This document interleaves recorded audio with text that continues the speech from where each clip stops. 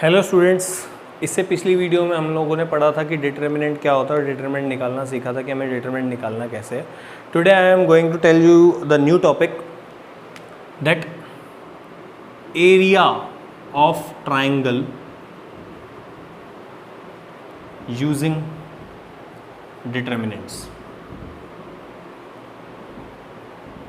तो let me tell you one thing कि आप लोगों को याद होगा कि अगर हमारे पास 3 coordinates are given, that is x1 y1, x2 y2, x3 y3, ये हमारे पास होता था 10th क्लास में कि हमें एरिया निकालना है। तो हम एरिया ऑफ ट्राइंगल के लिए एक फॉर्मूला यूज़ करते थे। एरिया ऑफ ट्राइंगल क्या लिखते थे? Half x1 y2 minus y3 plus x2 y3 minus y1 plus x3 y2 minus y1। देखिए, मैंने अभी बोला area of triangle using determinant, but मैंने अभी डिटरमिनेंट तो कहीं यूज़ किया नहीं। तो हमें क्या करना है, पहले जो हमने फॉर्मूला पढ़ा, ये जो हम 10th क्लास से पढ़ते हुए आ रहे हैं, इस फॉर्मूले को सबसे पहले हम कन्वर्ट करेंगे एक डिटरमिनेंट में। ध्यान से देखिए किस तरीके से। हाफ को बाहर रहने दीजिए।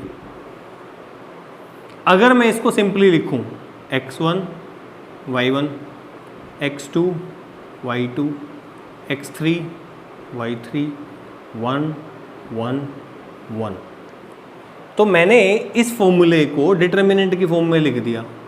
बहुत से बच्चे पूछते सर ये कैसे आ गया? तो आपको मैंने अभी डिटरमिनेंट सॉल्व करना इससे पिछली वीडियो में बताया था। तो डिटरमिनेंट किस तरीके से सॉल्व करते हैं, ज़रा हाफ को बाहर रहने दीजिए। x1, क्योंकि साइन कन्वेंशन आपको पता है क्या होती है, plus minus plus minus plus minus plus minus plus. x1 positive ले रहा हूँ, अंदर क्या बचेगा? ये पूरा का पूरा। जब ये बचेगा तो हम डिटरमिनेंट में क्या करेंगे, इधर मल्टीप्लाई करते हैं, देन इधर मल्टीप्लाई करते हैं। क्या हो जाएगा? y2 minus y3। इसी पे आइए, क्या आ जाएगा? Minus x2। मैं कॉलम 1 से सॉल्व कर रहा हूँ, वैसे किसी से भी सॉल्व कर सकते हैं, सेम आएगा। मैं कॉलम 1 से सॉल्व कर रहा हूँ। माइनस का x2, माइनस x2। अगर मैं माइनस इस x2 को ले रहा हूँ तो रो और कॉलम को अगर मैं छोड़ता हूँ तो मेरे पास क्या बचेगा? y1 and 1, y3 and 1। क्या आ जाएगा? देखिए इधर मल्टीप्लाई करूँगा तो क्या आ गया? y1 minus y3।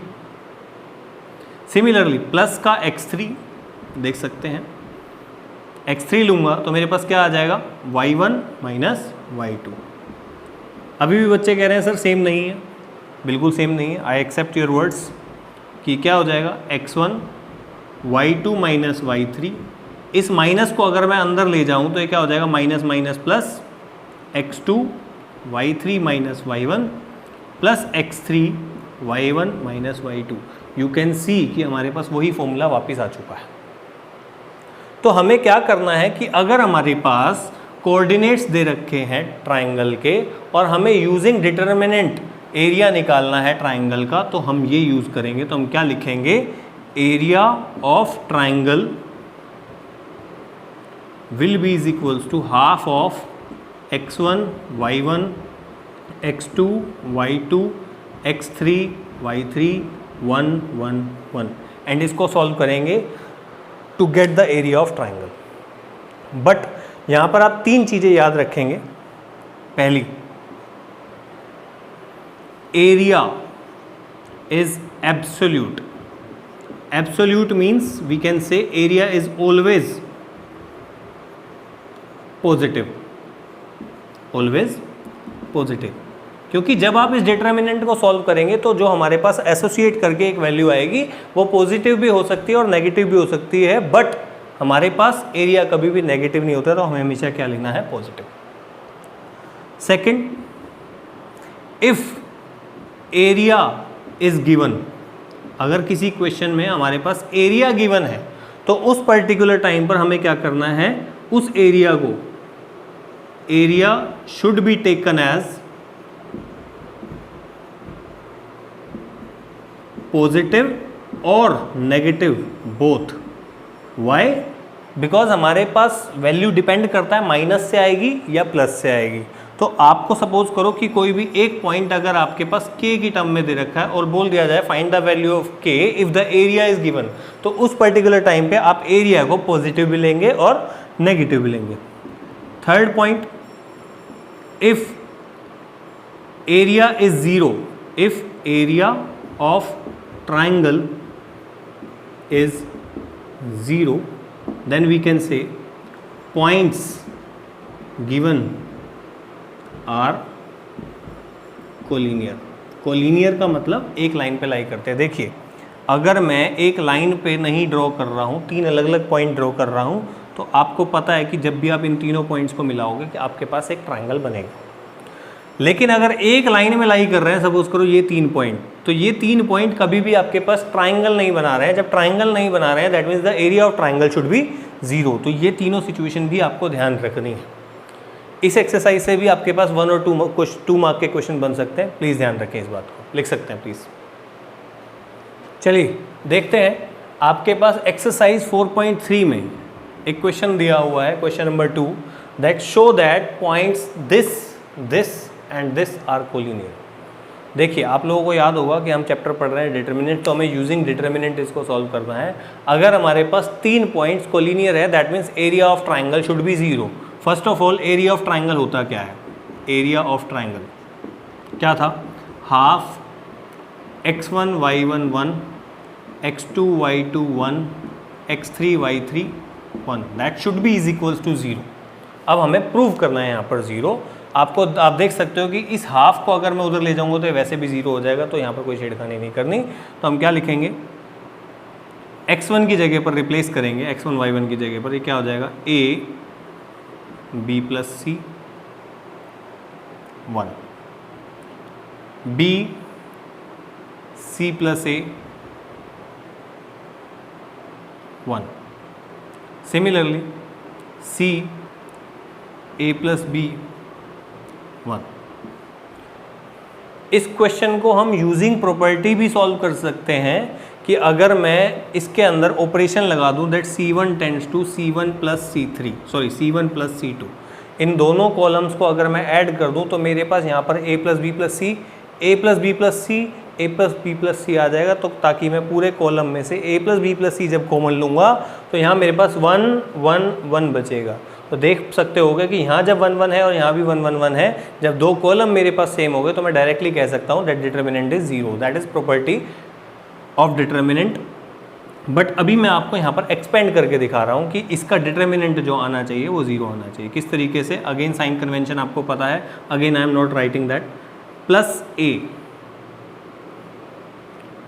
जब इसको छोड़ोगे तो आपके पास क्या बचा? लिखते हैं c plus a minus a minus b। इधर से कर रहा हूँ माइनस b। अब जब b को छोड़ोगे इस रो और इस कॉलम को, तो ध्यान से देखिए, इस रो को और इस कॉलम को जब आप छोड़ रहे हो तो आपके पास क्या बच गया है? b plus c minus a minus b। Similarly last में आप क्या ले रहे हो? प्लस का c, इसको और इसको छोड़ोगे क्या बचेगा? b plus c minus c minus a। देख सकते हो a से a कैंसिल, b से b कैंसिल, c से c कैंसिल। मल्टीप्लाई कर दीजिए अंदर इसको, क्या हो जाएगा? देखिए ac minus ab minus bc minus minus plus ba, तो ba के नीचे ही लिख रहा हूँ, प्लस cb माइनस ac। देख सकते हो कैंसिल आउट हो रहा है। जब कैंसिल आउट हो रहा है दैट मीन्स जीरो। अगर जीरो आ रहा है that means these 3 given points are collinear. लिख सकते हैं आप इसको। चलिए देखते हैं इसी एक्सरसाइज का नेक्स्ट क्वेश्चन आपके सामने क्या लिखा हुआ है कि हमें k की वैल्यू निकालनी है और हमारे पास एरिया गिवन है दैट इज 4 स्क्वायर यूनिट। मैंने आपको बोला था कि अगर हमारे पास एरिया गिवन है तो हम उसको पॉजिटिव नेगेटिव दोनों में लेकर चलेंगे। तो हम क्या लिखेंगे? Area of triangle is equals to half of k 0 1 4 0 1 0 2 1। अब एरिया ऑफ ट्राइंगल जो हमारे पास है वो क्या है, प्लस माइनस 4, प्लस का भी 4 एंड माइनस का भी 4। तो हम क्या लिखेंगे 1/2। इसको सॉल्व करते हैं सिंपली। देखिए मैंने पहले भी बोला था जिस रो या कॉलम में ज़्यादा जीरोज हों वहाँ से सॉल्व करा करो। साइन कन्वेंशन पता है आप लोगों को। माइनस का 2, अब जब माइनस का 2 लिया है तो बाकी चीज़ें छोड़ दो, इन दोनों को क्या बच गया K411। देख सकते हो ये 2 इधर चला जाएगा तो क्या हो गया plus minus 8 is equals to -2, या बहुत सारे बच्चे ये भी कहते हैं सर इसको काट दिया, चलेगा कोई दिक्कत नहीं है। Plus minus 4 is equals to minus K -4। अब देखिए क्या हो जाएगा -K + 4, यहाँ पर क्या है प्लस माइनस 4। अब आप एक बार +4 लेंगे, अगर मैं +4 लेता हूँ तो क्या हो जाएगा 4 is equals to -K + 4, K उधर चला जाएगा तो K इज इक्वल्स टू 0। यहाँ से K की वैल्यू कितनी आई 0। अगर मैं -4 लेता हूँ तो -4 लेने पर क्या होगा -K + 4, तो ये K इज इक्वल्स टू हमारे पास क्या हो जाएगा 8। तो दोनों आंसर हमारे पास आ जाएंगे कि हमें एक बार पॉजिटिव लेकर चलना है और एक बार नेगेटिव लेकर चलना है। तो प्लीज़ इस चीज़ को याद रखिएगा, लिख सकते हैं इसको।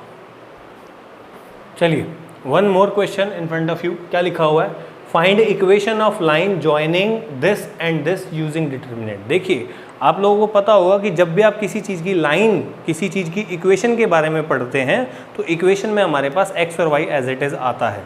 जैसे आप लोगों ने 11th क्लास में स्ट्रेट लाइन पढ़ा होगा, स्ट्रेट लाइन की जितनी भी इक्वेशंस आपने पढ़ी थी उसमें x y था।